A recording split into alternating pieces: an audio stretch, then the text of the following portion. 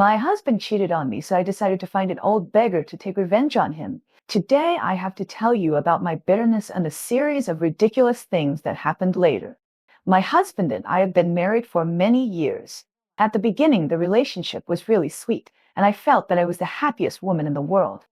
But who could have thought that this marriage boat would capsize? That day, I got off work as usual, thinking happily that I would go home and cook a delicious meal for my husband. As a result, as soon as I walked to the door of my house, I heard a woman's delicate voice coming from the house. At that time, I felt that my head was buzzing and I was completely confused. I opened the door carefully and saw that my husband and a young woman were sitting on the sofa.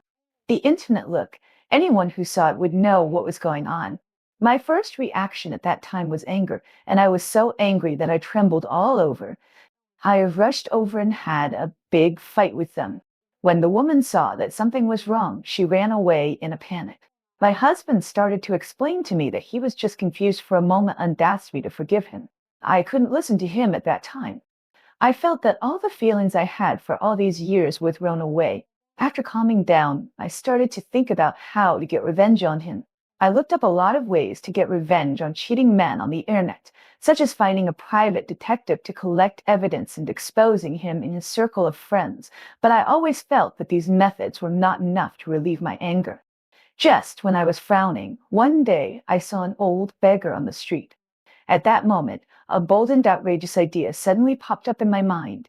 I want to find an old beggar and let him play my lover to stimulate my husband. I started to pay attention to the beggars on the street. Finally, I found an old beggar who looked clean and in good spirits. I explained my idea to him. At first, he thought I was joking, but when I took out a sum of money and put it in front of him, he immediately agreed. I bought the old beggar a set of decent clothes and took him to get a haircut. After dressing up, the old beggar looked like a real person. Then I started to plan how to let my husband bump into us. I found out that my husband often went to a coffee shop to discuss business, so I took the old beggar to that coffee shop. Not long after we sat down, my husband came in. When he saw me and the old beggar sitting together and acting very intimate, his face turned gray. He rushed over and asked me, "What are you doing?" I deliberately took the old beggar's arm and said, "This is my boyfriend. What's wrong? You can cheat, but I can't find a new love." My husband was so angry that his face was deformed and he quarreled with me. People around looked over and I felt so relieved. Since then, I often took the old beggar to places where my husband might appear. My husband was so irritated that he started calling me nonstop, begging me to have a good talk with him. At first, I ignored him, but then I thought, I can't keep making trouble like this. I have to make things clear with him. So I asked him to meet at the place where we had our first date. After we met, he started to admit his mistakes, saying that he knew he was wrong and begged me to forgive him. I looked at his pitiful look, and my anger subsided a little. I told him that in a marriage, loyalty is the most basic principle. Two people are together not only because of love, but also because of responsibility. The harm of cheating to the other half is immeasurable. Moreover, after we have been married for a long time, we have ignored our sexual needs. There are indeed some problems between us in this regard, and I admit that I didn't pay much attention to his needs at some times. My husband listened to me and nodded all the time. He said that he would definitely correct himself in the future and manage our marriage well.